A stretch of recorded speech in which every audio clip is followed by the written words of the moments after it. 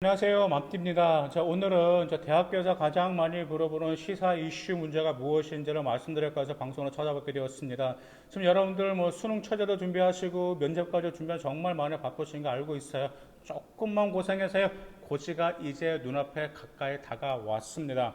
여러분들 이제 면접에서 서류 기반 면접 꼼꼼히 정리하시고 있죠. 그 다음에 여러분들의 학과에 관련된 신청 면접 질문도 준비하시는데, 또한 대학교에서 가장 많이 물어보는 시사 이슈 문제가 무엇인지 그 점에 관해서도 여러분들이 조사를 하실 필요가 있습니다. 그래서 제 방송 들으시면 그래도 이런 이슈구나, 이런 점도 어떻게 해결하겠구나, 그리고 최소 그 이슈가 무엇인지는 아실 필요가 있습니다. 자, 오늘은 말씀드릴 것, 대학교에서 가장 많이 부른 질문 중 하나가 무엇이냐면 바로 세계화 문제입니다. 자, 이렇게 질문하게 됩니다. 자, 세계화라는 것은 경제뿐만 아니라 정치, 사회, 문화 모든 것을 전 세계가 하나로 통합된다는 걸 의미하는 건데, 이러한 세계화 현상에 긍정적인 면과 부정적인 면이 있다는 점이에요. 그러면 지금보다 세계화를 가속화하는데 긍정적인 면과 부정적인 면에 관한 본인의 입장을 말씀하세요라고 대학교에서 물어보는 질문 중에 단골이에요. 자, 그러면 여기에서 여러분은 무엇이라고 답변하실까요? 먼저 세계화로 인한 긍정적인 면과 부정적인 면을 먼저 여러분들 조사하실 필요가 있겠죠. 자, 긍정적인 면은 먼저 무엇이 있을까? 첫 번째, 국제 환경, 자원 문제라든지 인권 문제 이런 걸 이것을 이제 어떤 한 나라 혼자서 해결하는 것이 아니고 공동 대처로 관심과 해결 가능성이 있다라는 점이에요. 그래서 우리나라가 지금 국제 환경 자원 문제가 있다라는 말은 혼자 끙끙거릴 필요가 없다라는 거죠. 말 그대로 다른 나라와 공동적인 그런 협력으로 인해서 극복할 수 있다는 긍정적인 면이 있고요. 자, 두 번째 경제적인 측면에 말 그대로 무엇이든 국제 산업이 활성화하게 된다는 점이죠. 우리 한국 같은 경우는 수입이 아니라 수출로 먹고 사는 나라이기 때문에 경제적 측면에서 매우 유리하다는 점입니다. 그리고 또 하나, 국가 간 경쟁이 당연히 심화될 수밖에 없어요.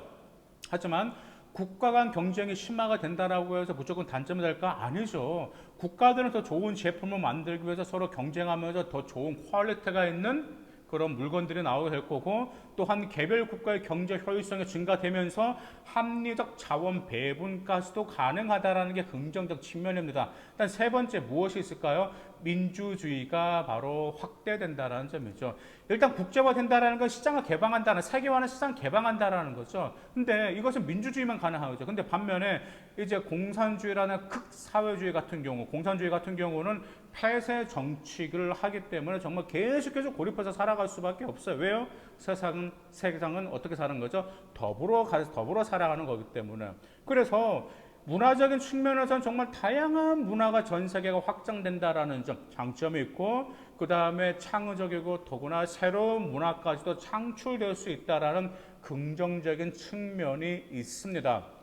그리고 또한 이제 개발도상국들 같은 경우는 선진국들의 모든 노하우, 사회적인 거, 경제적인 거, 그 다음에 어떤 국가 운영하는 거, 이 모든 것도 전파되기 때문에 선진화의 선진 문물을 그대로 받아들여서 개발도상국은 더 빨리 한 단계 그 나라가 선진국에 더 잘 살 수 있는 나라로 발돋움할 수 있는 장점이 있어요. 그런데 반면에 단점도 있을 수밖에 없습니다. 첫 번째가 말 그대로 무엇이냐면 세계화는 모든 것이 개방되니까 국가들끼리 치밀한 경쟁이 있다는 점이죠. 그렇죠?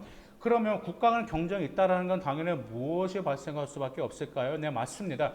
국가 간 빈부 격차가 발생할 수밖에 없어요. 그럼 국가 간 빈부 격차가 발생하게 되면 말 그대로 양극화 현상도 발생할 수밖에 없습니다. 즉 어떤 나라가 세계화를 했는데, 개방했는데 경쟁력을 갖추고 있지 않단 말이에요. 그럼 어떻게 될까요?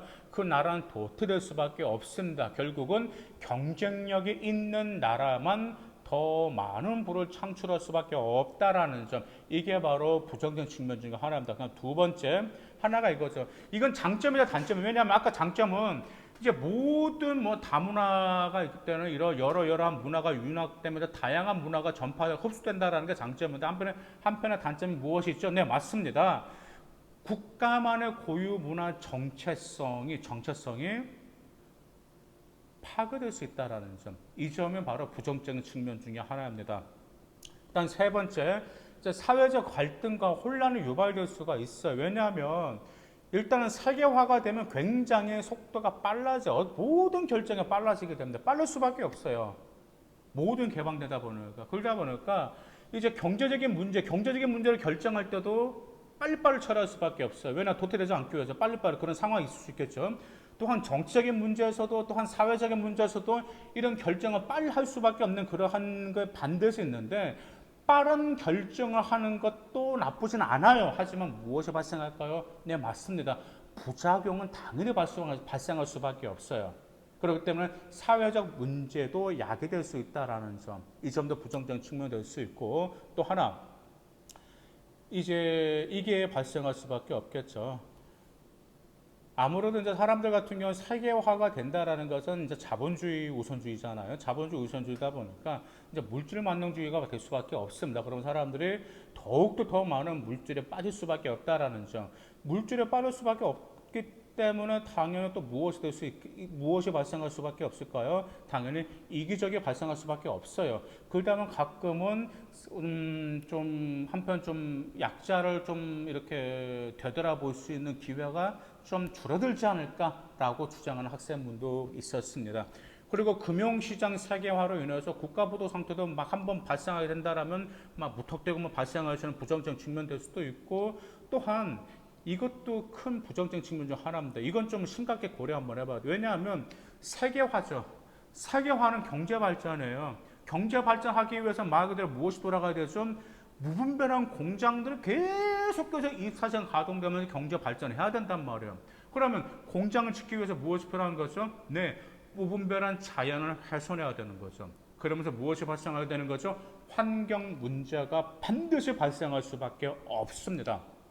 그래서 이처럼 세계화에 대한 긍정적인 면과 부정적인 면이 있어요. 자, 그러면 여러분들은 긍정적인 면은 어떤 면, 부정적인 면은 어떻게 해결할 것인지 이런 점들을 한번 잘 생각해 보셔가지고 면접 때 논리적으로 명쾌하게 설명하시길 바라겠습니다. 감사합니다.